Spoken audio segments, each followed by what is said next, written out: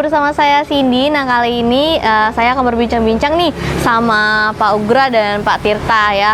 Nah, kita di sini mau berbincang mengenai Bungkulun Coffee. Pak, kita mau nanya nih, produk Bungkulun Coffee sendiri itu berdiri sejak kapan sih? Dari tahun 2018, Mbak. 2018 ya? 2018. Kalau untuk bahannya sendiri kita ambil di mana nih? Kalau ngambil bahannya, kita ngambil dari Kepayang sama Rejang Lebong. Kepayang dan Rejang Lebong. Nah, kalau untuk kenapa sih terpikir untuk membuka usaha Bungkulun Coffee ini di Bengkulu gitu? Pak Ugra, boleh di...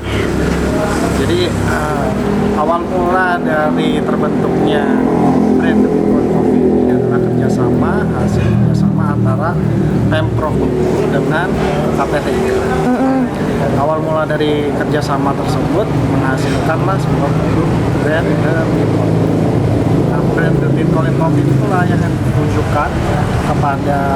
ditujukan kepada sebuah perusahaan namanya Cyber Global Indonesia. Cyber Global Indonesia lah ini yang mengurus dan mengelola tentang brand produk. Oke, berarti kalau garis besarnya tujuan diberdirikan Bungkulun. Kita ini memberikan sebuah marking untuk agar ada tren di Bengkulu, tren sebuah kopi agar dikenal masyarakat nasional, baik nasional maupun internasional. Ibaratnya kayak identitas Bengkulu lah ya. Identitas Bengkulu ya. Nah, kalau untuk produksi kita sendiri, produksinya di Bengkulu atau di daerah lain sih dari Provinsi Bengkulu?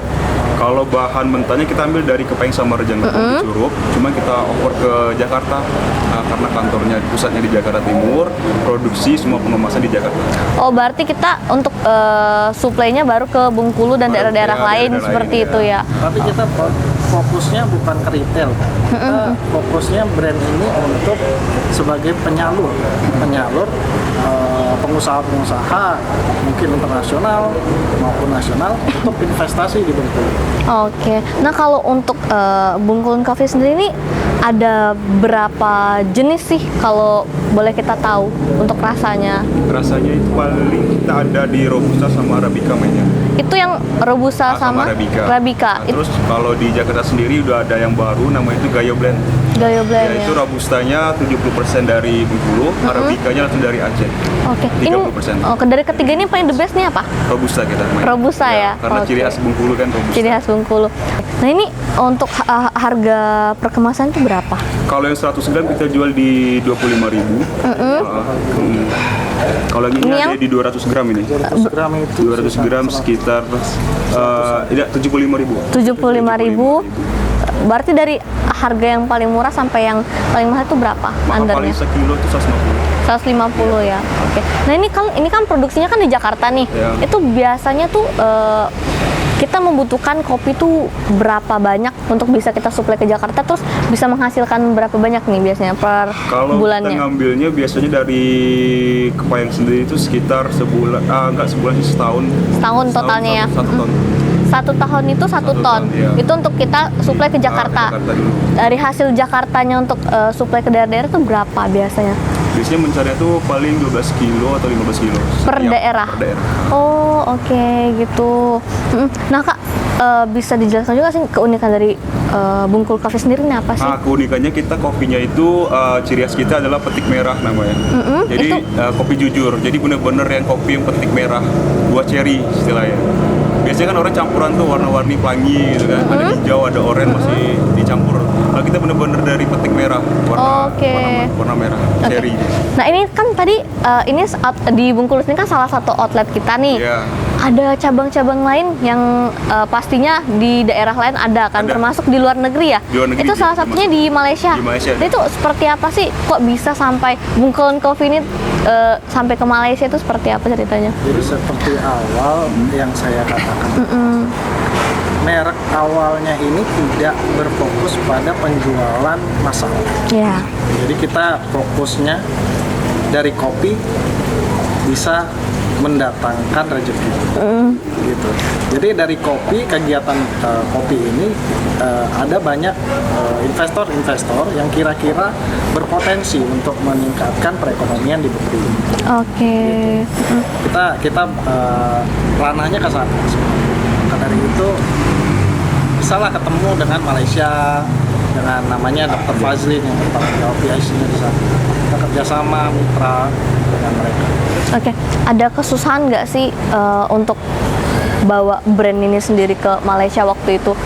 Pasti ada rintangan-rintangan yang harus dilalui sebelumnya kan? Ya kan sebelumnya pasti ya ada kegiatan kayak misalnya kegiatan kita Ngirim sampel dulu ya Pak. ngirim sampel. Terus waktu itu kan kebetulan waktu kita buka di Bengkulu Utara, itu untuk yang dari cabang ini, Iya.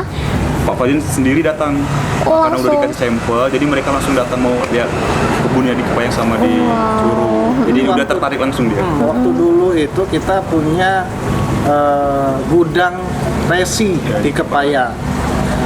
Tapi karena masanya sudah habis kerjasamanya, jadi Produksinya nggak lagi di produksinya Kepayang, tidak lagi di makanya pindah di Kepayang, Jakarta. makanya pindah di Jakarta. Oh gitu. Nah kalau untuk prosesnya sendiri nih dari petani hingga ke Jakarta itu seperti apa sih? Secara detailnya tadi kan cuma sekedar kita dari petani langsung kirim ke Jakarta untuk diproduksi. Nah ini kalau secara detailnya seperti apa sih? Kalau secara detailnya itu kita ngambilnya dari petani itu bentuk green bean, Mbak. Green bean Itu ya? belum di roasting ya, masih bijian, petik merah. Itu biasanya kita ngambil 1 tahun 1 ton dalam kemasan karung goni yang ukuran 20 kilo. Oke. Itu kita pakai kargo, kalau enggak raples lewat darat. Oke, Ya, baru pengirimannya oper ya. ke Jakarta Timur. Itu biasa memakan waktu berapa lama sih kalau untuk pengiriman dari sini ke Jakarta? Pengirim paling sehari 2 hari. Sehari 2 hari ya. Oke. Berarti di Jakarta itu langsung proses dalam Bentuk roasting. pabriknya Iya, langsung pabriknya ya. langsung, iya. Oh, oke. Itu kalau untuk dalam roasting itu berapa lama dibutuhkan waktu? Kalau roasting tuh untuk 1 kilo itu bisa 15 menit. 15 menit 1 1 kilo ya. Oke. Itu tiap hari selalu ada produksi Selalu ya? ada produksi ya. Tiap hari selalu ada produksi seperti itu. Oke, kapasitasnya berarti lumayan besar juga ya. Iya, besar. Nah, aku gue lihat juga nih Kak, ini ada juga kafenya nih. Iya. Kok ini bisa menyatu sih sama Bengkulun kafenya sendiri itu seperti apa? Itu kenapa itu?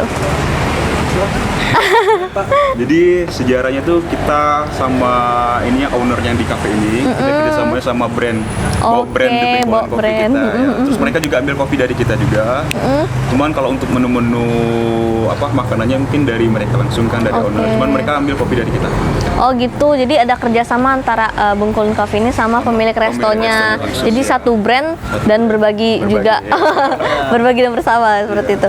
Nah, harapan kita ke depannya nih untuk brand Bengkulun Coffee sendiri seperti apa sih Kak? Kemarin kan kita udah salah satu di Malaysia ya, udah 6 outlet. Jadi kita mau buka cabang lagi bila perlu ke berbagai negara. Jadi bisa nyicipin nih kopi Bengkulu Robusta. Ciri khasnya kita kan pakai fine Robusta nih Mbak. Jadi kopinya benar-benar lembut.